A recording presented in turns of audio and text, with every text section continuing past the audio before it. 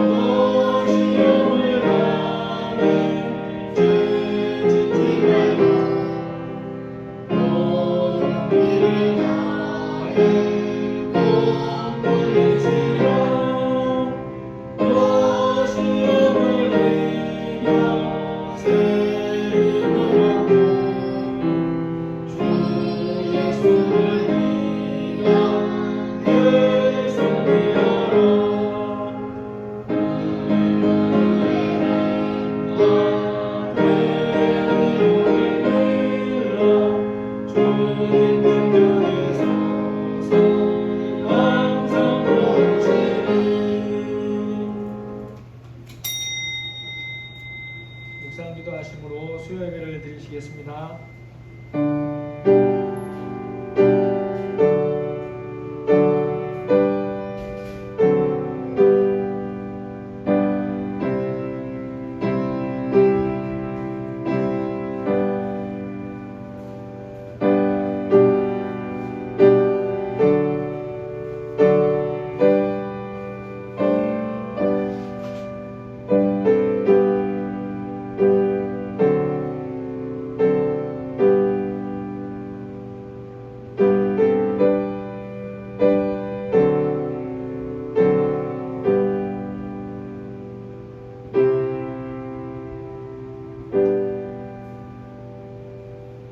사도행령으로 신앙 고백하시겠습니다. 전능하사 천지를 만드신 하나님 아버지를 내가 믿사오며 그 외아들 우리 주 예수 그리스도를 믿사오니 이는 성령으로 잉태하사 동정녀 마리아에게 나시고 본디오 빌라도에게 고난을 받으사 십자가에 못 박혀 죽으시고 장사한 지 사흘 만에 죽은 자 가운데서 다시 살아나시며 하늘에 오르사 전능하신 하나님 우편에 앉아 계시다가 저리로서 산자와 죽은 자를 심판하러 오시리라. 성령을 믿사오며 거룩한 공예와 성도가 서로 교통하는 것과 죄를 사하여 주시는 것과 몸이 다시 사는 것과 영원히 사는 것을 믿사옵나이다. 아멘. 찬송 351장입니다.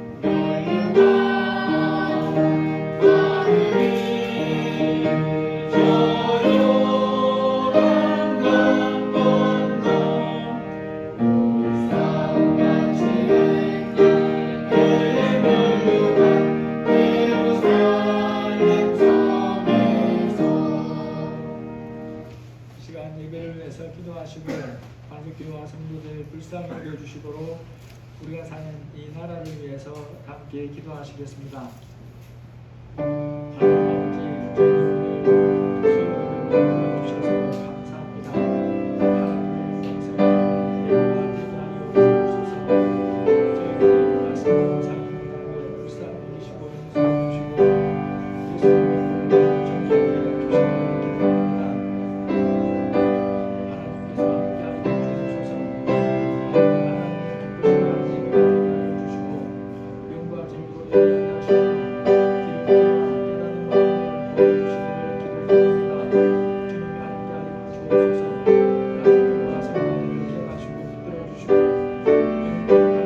주시기를 기도합니다.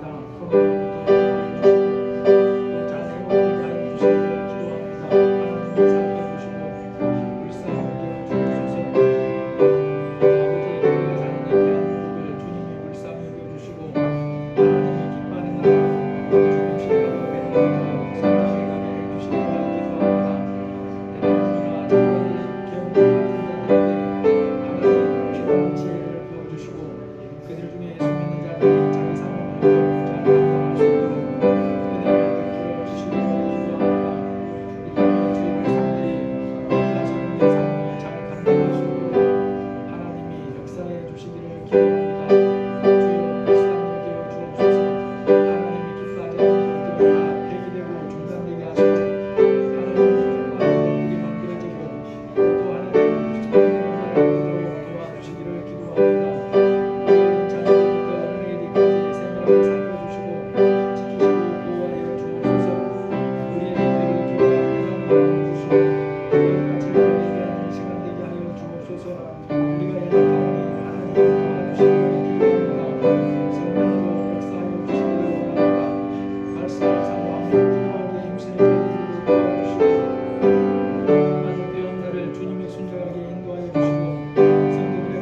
영과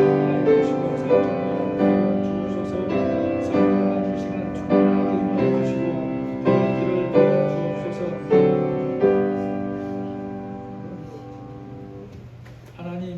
수요예배로 모였습니다. 성령께서 함께하여 주시고 영과 진리로 예배하며 들을 길을 주시옵소서. 예수님의 이름으로 기도합니다. 아멘. 하나님 말씀 고린도후서 11장 12절에서 15절입니다.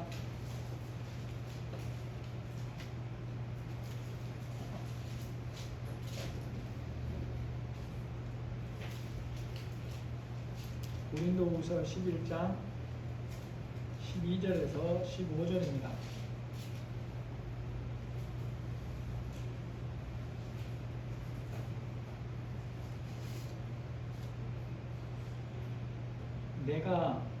나는 내가 해온 그대로 앞으로도 하리니 기회를 찾는 자들이 그 자랑하는 일로 우리와 같이 인정받으려는 그 기회를 끊으려 함이라.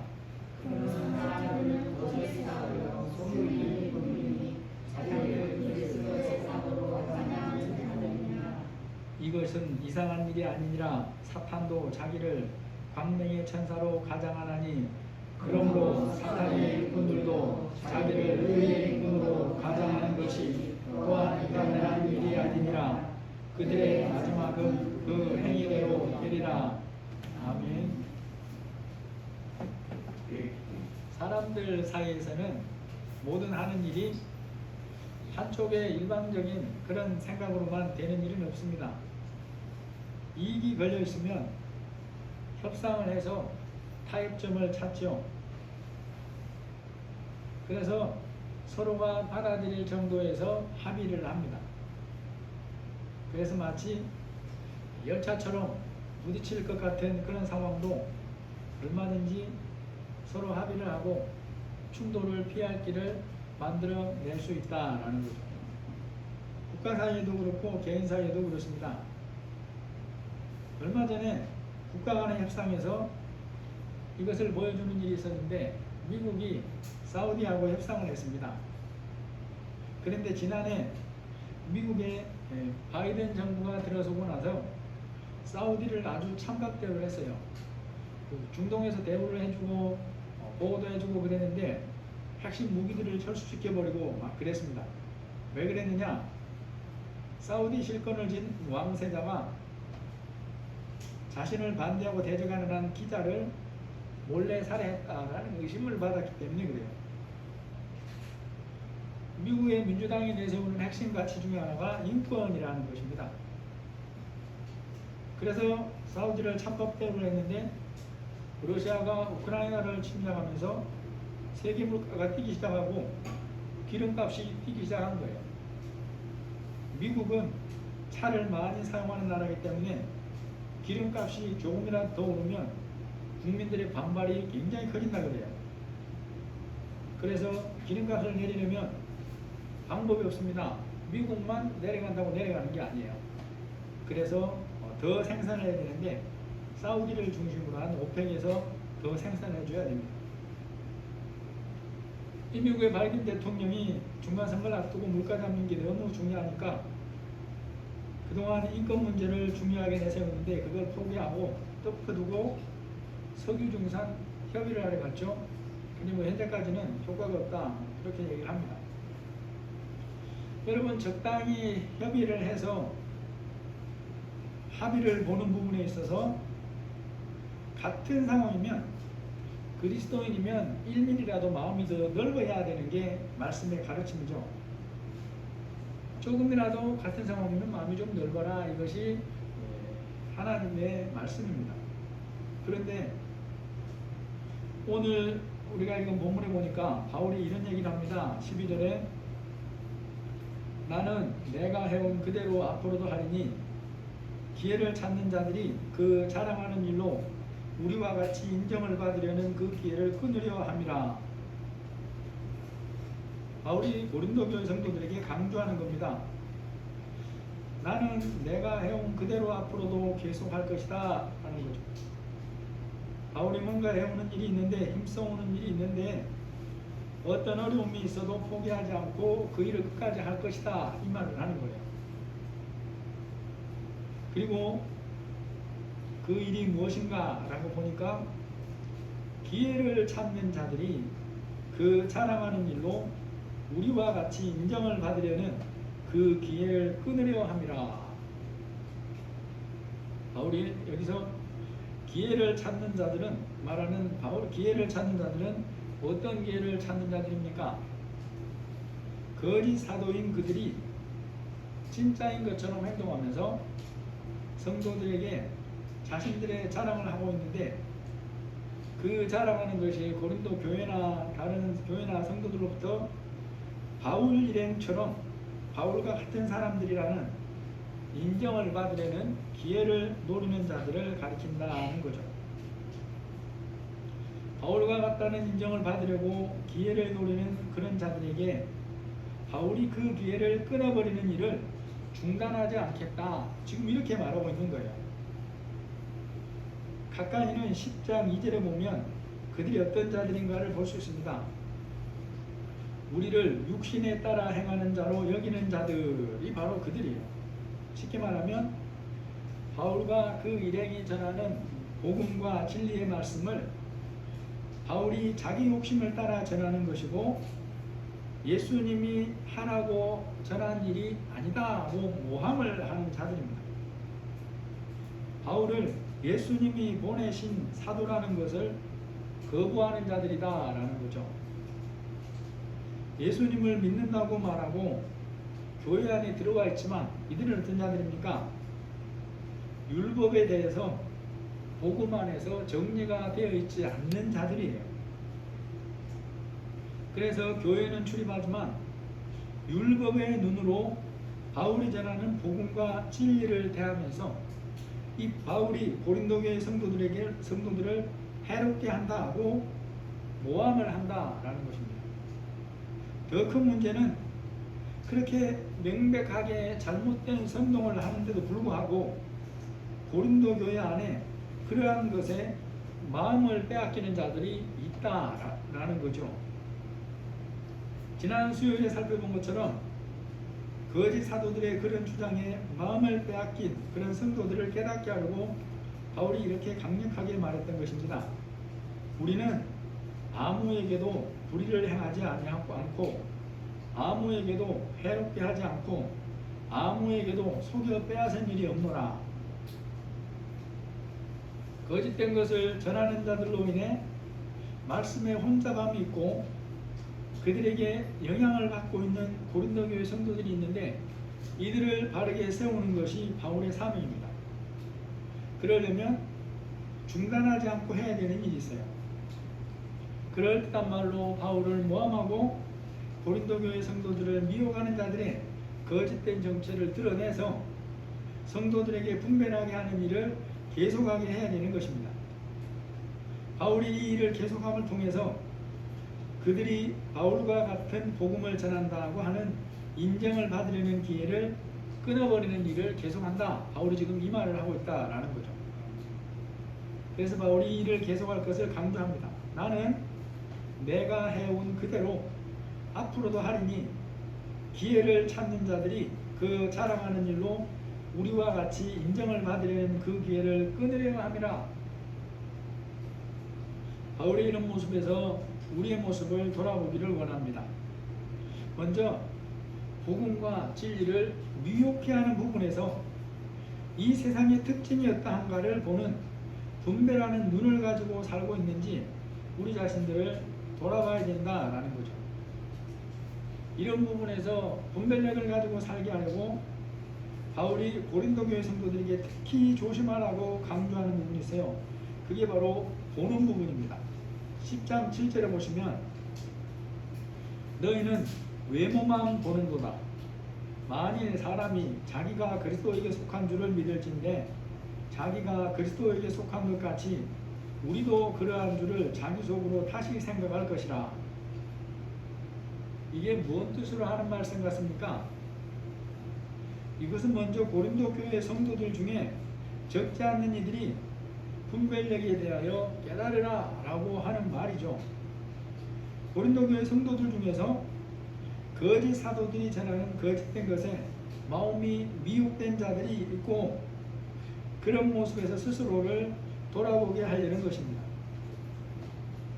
바울은 거짓 사도들이 주장하는 거짓에 마음이 미혹된 성도들이 그들이 바르게 분별하지 못하는 첫 번째 부분이 뭐라고 하느냐? 너희는 외모만 본다 라고 말합니다. 너희는 외모만 본다. 외모만 보기 때문에 분별하지 못한다 이 말이죠. 보이는 것만 보니까 바르게 분별하지 못하고 가짜에게 속는다 그 말입니다. 거짓 사도들과 그들이 전하는 것이 바울보다 옳다는 것을 보이려고 강조하는 것 중에 하나가 그들이 핏줄을 자랑했었죠. 그들이 정통성으로 핏줄을 강조했기 때문에 이런 부분에 대해서도 바울이 그들은 바울에 비해서 전혀 나을 것이 없다는 것을 말하려고 11장 22절 23절에 얘기합니다. 그들이 히브리인이냐 나도 그러하며 그들이 이스라엘인이냐 나도 그러하며 그들이 아브라함의 후손이냐 나도 그러하며 그들이 그리스도의 일꾼이냐 정신없는 말을 하거니와 나는 더욱 그러하도다. 이러한 말은 바울이 자신의 핏줄로서의 정통성을 자랑하려고 하는 것이 아니고 외모만 보면서 미혹되는 그 성도들을 깨닫게 하기 위해서 또 그 거짓된 자들이 이러한 것을 다 맞다고 해서 그것이 하나님이 보증하는 그런 옳음이 아니라 라는 것을 알게 하려고 이런 말을 한다는 거죠. 여러분, 그리스도인이 분별하고 살기 위해서 무엇이 진짜 중요한가 하는 걸 알아야 되죠. 그것이 무엇에 대한 것이든지 보이는 것만 보면서 분별하면 속기 쉽다는 걸 알아야 돼요. 속이려는 자들은 그런 부분을 노리는 거예요. 보이는 것이 가진 힘이 없다는 것을 알고 그것을 강조해서 이용하는 거죠.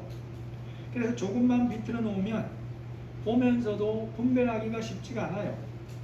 또 사람은 누구나 그 마음에 욕심이 있기 때문에 그 욕심을 절제하지 못하는 만큼 분별하는 힘은 사라져 버립니다. 얼마 전에 적지 않은 사람들이 쉽고 안전하게 많은 돈을 벌게 해준다고 말하는 자들에게 속아서 손해를 본 자들이 많다는 기사를 본 적이 있습니다. 각종 영상 매체나 유튜브에 보면 그런 투자 유인 광고를 하여서 수십억은 기본이고 수백억씩 해먹고 도망간 사람들이 한둘이 아니라라는 그런 기사였어요.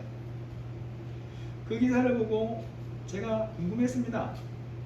그런 사기를 치는 사람들이 하는 투자 유인 광고가 대체 어느 정도로 정교하기에 그렇게 사람을 끊이지 않는가라는 것이 궁금했어요. 그래서 유튜브에서 한 부업 광고 2개 정도를 들어가 봤습니다. 길어야 10분 안짝이고 5분짜리예요. 그들이 하는 광고의 전형적인 형태가 이런 거예요. 자신들이 하는 일에 투자를 하면, 돈을 맡기면 AI, 즉 인공지능 컴퓨터를 통해서 정교하게 투자를 해서 돈을 벌어주고 자기들은 아주 작은 수수료만 받는다 라고 얘기를 합니다. 그들이 하는 투자라는 것이 안전한 금이나 달러를 조금이라도 싼 나라에서 사서 조금이라도 비싼 곳에 팔아서 돈을 벌게 해준다는 것인데, 그 이유를 욕심을 내지 않고 하루에 1, 2% 정도를 목표로 한다는 광고들이에요. 다 그런 종류입니다. 여러분, 그들이 하는 비용을 들어보면 겉으로 보기에는 상당히 그렇하죠. 먼저 위험하다는 가상화폐가 아니고 달러나 금이나 원자재 투자라고 하니까 안전하겠구나. 욕심내지 않고 하루에 1, 2%라고 하니까 가능도 하겠구나.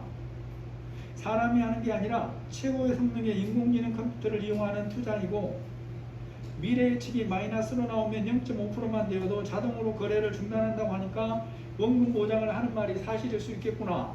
이렇게 들린다는 거예요. 여러분, 그런데 개인이나 소수가 그런 것으로 돈을 벌 수 있다면 그 분야에서 최고 재능을 가진 사람들을 모아놓고 최고 성능의 컴퓨터를 가진 세계적인 투자은행이나 증권회사들이나 보험사들은 왜 그렇게 해서 돈을 못 벌겠습니까? 여러분, 하루 1, 2% 아무것도 아닌 것 같죠? 그런데 1년으로 보면 500%가 넘어요. 이게 말이 되는 소리겠습니까? 그럼에도 상당한 사람들이 그런 광고를 신뢰하면서 수천에서 수백은 기본이고 억 단위로 넣어주는데 사기꾼들이 그걸 포기하겠냐 말이죠. 그 속은 사람이 MBC 뉴스 기자하고 인터뷰한 걸 보면, 이게 나에게 주어진 마지막 기회 같다 그래가지고 1,000만 원을 빌려가지고 거기다 넣은 사람도 인터뷰가 나오더라고요.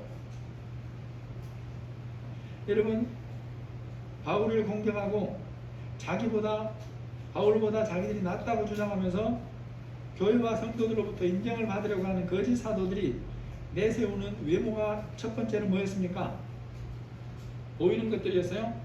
히브리인이고 이스라엘인이고 아브라함의 후손이고 그리스도의 일꾼이다. 그러니까 모세를 통해 주신 율법에 대해서 바울보다 훨씬 더 잘 안다 라고 주장을 한 거죠.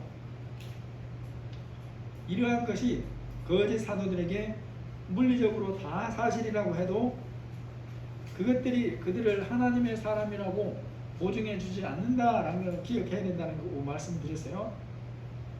그들이 인정을 받으려면 어떻게 해야 되느냐? 바울을 주님이 보내신 사도라는 것을 인정하고 바울이 전하는 복음이 말씀이 가르치는 진짜 복음이라는 것을 알고 바른 자세를 가져야 됩니다. 여기에 대해서 바울이 그들에게, 성도들에게 하는 말씀이 이것이었던 거예요. 만일 사람이 자기가 그리스도에게 속한 줄을 믿을진대 자기가 그리스도에게 속한 것 같이 우리도 그러한 줄을 자기 속으로 다시 생각할 것이라. 그가 예수 그리스도를 구원자로 믿는 사람이라면 무엇으로 확인할 수 있을까요? 그가 하는 말이나 행동을 통해 확인할 수 있다고 생각은 합니다. 그런데 그러한 것으로 보증을 할 수 없어요. 왜냐하면 사람은 자기 입장에 따라서 하는 말과 행동이 달라지는 경우가 얼마든지 있기 때문에 그런 거죠. 하나님 말씀, 고린도전서 말씀처럼 고린도후서 말씀처럼 한 입으로 찬송을 하다가 그 입으로 형제를 저주하기도 하는 게 사람이에요. 여러분, 그러면 사람이 가진 분별력 수준에서 무엇을 통해서 그가 가진 믿음이 참 믿음이라는 것을 확인할 수 있느냐라는 거죠. 바울이 여기에 대해서 말씀하고 있어요. 예수님을 믿는다고 하는 사람이라면 바울이 예수님이 세운 사도이고 바울을 통해 주신 복음만이 성경적으로 바른 복음이라는 것을 인정해야 된다라는 거죠. 그러면 그 사람은 믿음을 바르게 가진 사람이라고 분별할 수 있다라는 거죠. 여러분, 이것이 무엇과 같은가를 우리가 알아야 됩니다. 하나님께서 말씀하시는 믿음이라는 것은, 즉 인정하시는 믿음이라는 것은 하나님의 말씀인 성경대로 믿는 것만 믿음인 거예요. 너무나 쉬운 일이고 중요한 것 같지만, 아는 것 같지만 이게 결코 그렇지가 않습니다. 이미 고린도 시절부터, 그 바울이 그 고린도 교회를 양육하는 시절부터 많은 사람들이 말씀을 혼잡게 했다라고 우리에게 분명하게 알려주고 있다는 걸 지난 시간에 우리가 살펴봤지 않습니까? 성경에서 바울을 예수님의 사도라고 말씀하고, 예수님이 그를 이방의 복음을 전하는 사도로 세우셨고 그에게 복음을 맡기셨다고 말씀을 합니다. 그러므로 그가 얼마나 대단한 믿음을 가졌든지 또 큰 능력을 행하는 사람이라고 해도 바울을 인정하지 않고 바울을 통해 주신 복음을 받아들이지 않으면 그 사람의 보이는 혈통이나 행동이 어떠하든지 그건 옳은 복음이 아니고 옳은 믿음이 아니라는 거죠. 보이는 것만으로는 그가 바른 복음에 선 사람이라는 것을 증명하지 못하는 것입니다. 그러한 것이 하나님의 말씀이기 때문에 바울은 자신을 모함하는 자들에게나 휩쓸리는 고린도 성도들에게 말씀을 선포하는 거예요. 만일 사람이 자기가 그리스도에게 속한 줄을 믿을진대, 자기가 그리스도에게 속한 것 같이 우리도 그러한 줄을 자기 속으로 다시 생각할 것이라 라고 말씀하는 거죠. 보이는 것들을 증거라고 주장하면서 바울을 모함하는 자들에 대해서 그들의 진짜 정체가 무엇인가 바울이 드러냅니다. 오늘 11장 13절에 보면 그런 사람들은 거짓 사도요 속이는 일꾼이니 자기를 그리스도의 사도로 가장하는 자들이니라. 바울을 모함하는 자들의 정체가 무엇인가를 분명하게 밝히고 있습니다. 바울이 그들을 말씀에 비추어서 거짓 사도라는 것을 드러내면서 사용하는 증거는 바울이 만들어낸 게 아니에요. 고린도 교인들이 눈으로 보고 귀로 들은 거예요. 그들이 전하는 거짓된 복음을 그대로 제시한다는 것입니다. 바울은 거짓 사도들이 자신이 전하는 것과 다른 복음을 전했다라고 말을 해요. 그렇게 할 때에 고린도 교회 성도들 중에 적게 하는 이들이 그것을 용납했다고 말합니다.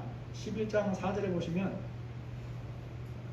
만일 누가 가서 우리가 전파하지 아니한 다른 예수를 전파하거나 혹은 너희가 받지 아니한 다른 영을 받게 하거나 혹은 너희가 받지 아니한 다른 복음을 받게 할 때에는 너희가 잘 용납하는구나. 그런 것을 전하는 자들이 바로 거짓 사도이고 속이는 자들이고 자신들을 그리스도의 사도로 가장하는 자들이라고는 증거라라고 지금 말씀합니다. 그래서 바울이 전하는 복음에 비추어 보면 그러한 거짓 사도들이 전하는 것이 참 복음이 아니라 거짓이라는 것을 알 수가 있어서 분별할 수 있다라는 말을 하는 거죠. 그의 보이는 신분이 어떠하든지 사회적인 자격이 어떠하든지 바울이 전하는 복음과 다른 것을 복음이라고 전하는데도 그러한 자들을 교회에서 금하지 않으면 그것이 무엇과 같다는 것입니까? 거짓 사도들이 교회 안에서 마음대로 활동하도록 용납하는 것과 같다는 거예요. 그래서 11장 4절에 바울이 그것을 책망하고 있습니다. 너희가 받지 아니한 다른 복음을 받게 할 때는 너희가 잘 용납을 하는구나. 진리를 지키는 일을 하지 않는 것과 같고 혼잡게 하는 것을 용납하는 것과 같은 거예요. 용납이라는 것이 아무 때나 갖다 붙이면 안 된다는 것입니다. 때로는 의뢰로 넘어갑시다 막 이런 말들을 하는데 그게 바른 말일 때도 있고 그런 말일 때도 있어요. 특별히 진리에 비추어서는 진리만을 바른 걸로 알아야지 사람들이 거기다 덧붙여 놓은 것을 적당하게 붙이면서 이제까지 해왔는데 그렇게 합시다. 이건 안 맞다는 거죠. 여러분, 그리스도인도 보는 것이 중요하죠. 그래서 오감으로 분별할 때는 뭐가 중요합니까? 보는 것이 중요해요. 하지만 진리를 분별하는 부분에 있어서는 보이는 것이 전부가 아니라라는 거죠. 보이는 것보다 더 중요한 것, 보이지 않는 하나님의 말씀이 진짜라는 것입니다. 믿는 자들이 주님이 원하시는 수준의 분별력을 가지고 살려면 또 알아야 될 것이 있다라고 말씀합니다. 사탄과 그 졸개들이 어떤 자들인가를 알아야 된다라고 말씀을 하죠. 바울이 사탄과 그 졸개들이 또한 이러한 자들이라고 말하고 그들의 정체가 이러하니 그런 것에 속지 말고 바르게 분별하라 라고 말하는 것이 11장 14절 15절입니다. 우리 14절 15절 같이 읽어보겠습니다. 이것은 이상한 일이 아니니라 자기를 광명의 천사로 가장하나니 그러므로 사탄의 일꾼들도 자기를 의의 일꾼으로 가장하는 것이 또한 대단한 일이 아니니라. 그들의 마지막은 그 행위대로 되리라. 여러분, 세상 속담에 지피지기면 백전백승이라는 말이 있죠. 지피지기가 뭔 말이겠습니까? 자신을 알고 상대방을 안다는 거죠. 그런데 그런 것을 다 안다고 해도 이기는 것은 아닙니다. 다만 대책을 준비하려면 상대방에 대해서 알아야 할 부분을 알아야 되는 거예요. 그래서 아는 정도만큼 대비를 할 수가 있습니다. 그리스도인이 분별하고 대처하면서 살아야 할 부분에 있어서도 마찬가지라는 거죠. 성도를 믿음에서 떠나게 하고 믿지 못하게 하려고 미혹하고 속이는 거짓 것들을 믿게 하는 존재가 어떤 능력을 가졌는가를 우리가 알아야 됩니다. 그런데 여기는 사람의 능력으로는 모릅니다. 이것도 하나님의 말씀을 통해서만 알 수가 있는 거죠. 그리스도인을 미혹하고 믿음에서 떠나게 하는 대장은 누굽니까? 대장은 당연히 사탄이죠. 근데 중요한 게 있어요. 하나님을 의심하게 하고 온전히 맡기고 사는 것을 방해하는 존재가 사탄인데 이 사탄이 무슨 머리에 열불을 가진 기괴한 모습으로 다가오는 게 아니라는 거예요. 주변에서 나를 막 악하게 괴롭히고 이런 사람이 사탄 같은데 그 사람은 오히려 사탄 아닐 가능성이 많아요. 왜요? 바로 분별이 되니까 그런 사람들은.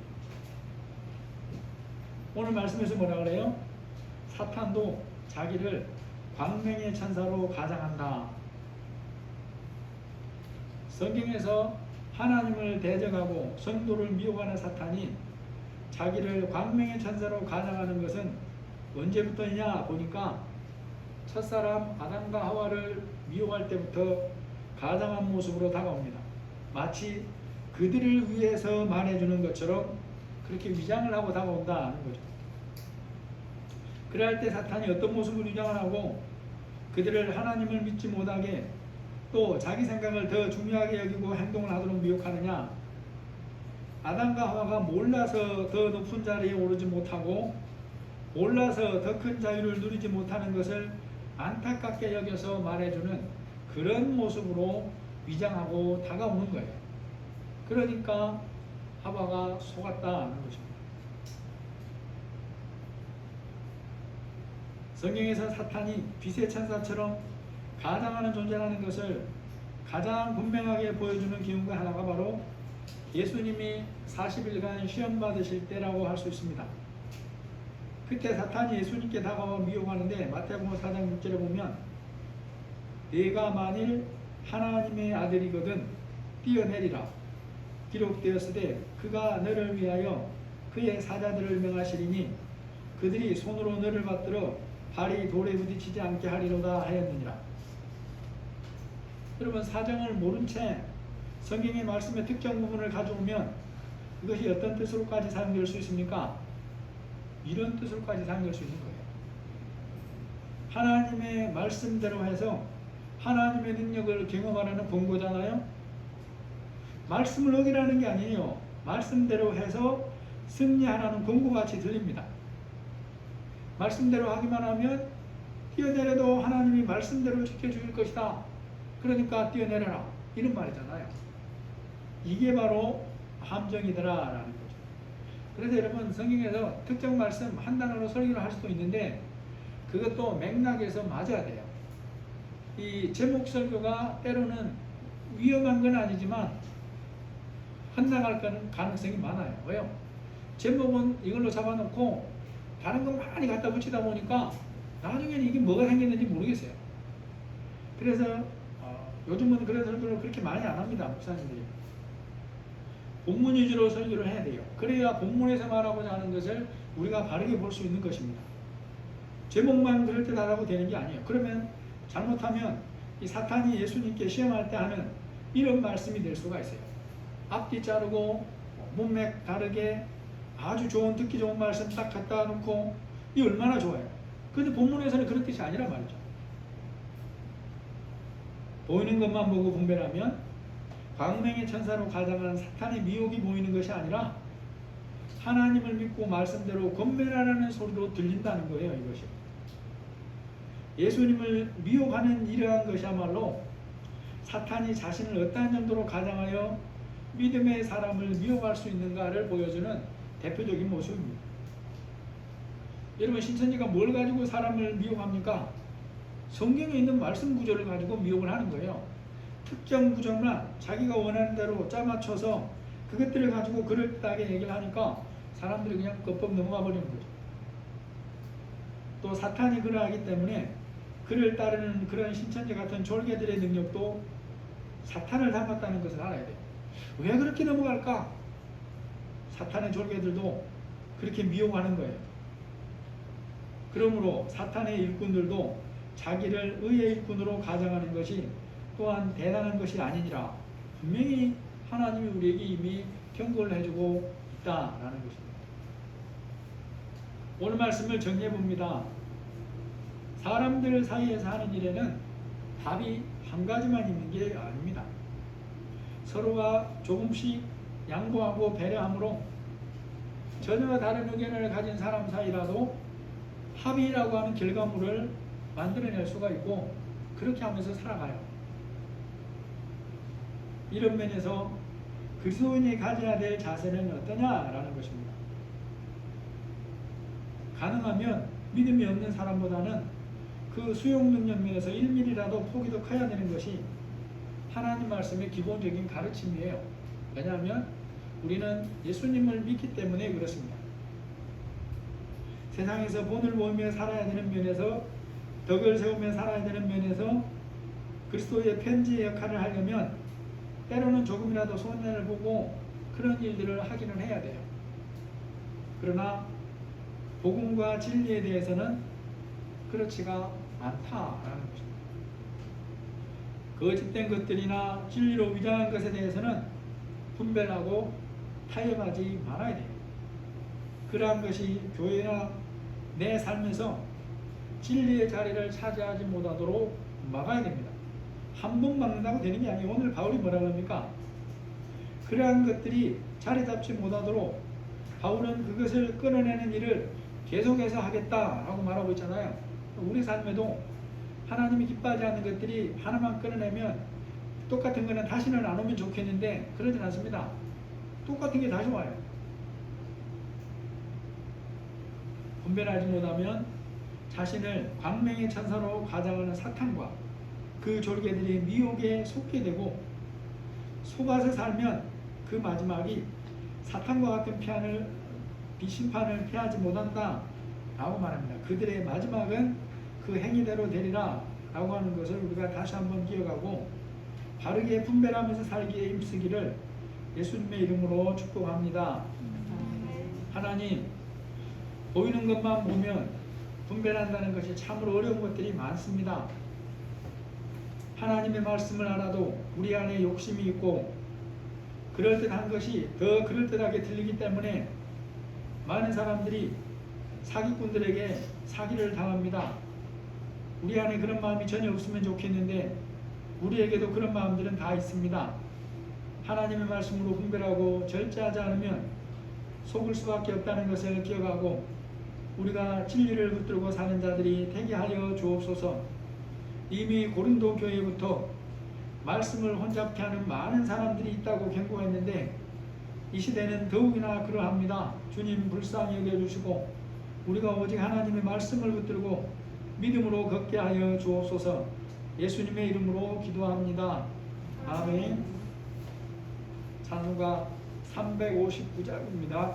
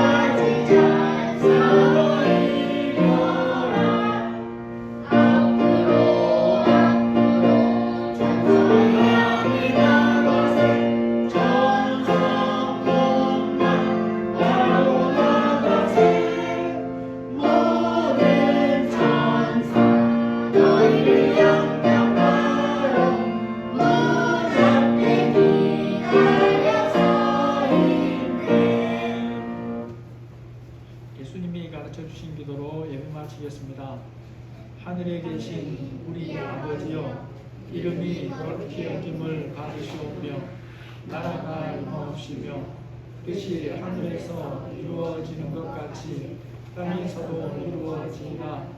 오늘 우리에게 일용할 양식을 주옵시고 우리가 우리에게 죄 지은 자를 사하여 준 것 같이 우리 죄를 사하여 주옵시고 우리를 시험에 들게 하지 마옵시고 다만 악에서 구하옵소서. 대개 나라와 권세와 영광이 아버지께 영원히 있사옵나이다. 아멘.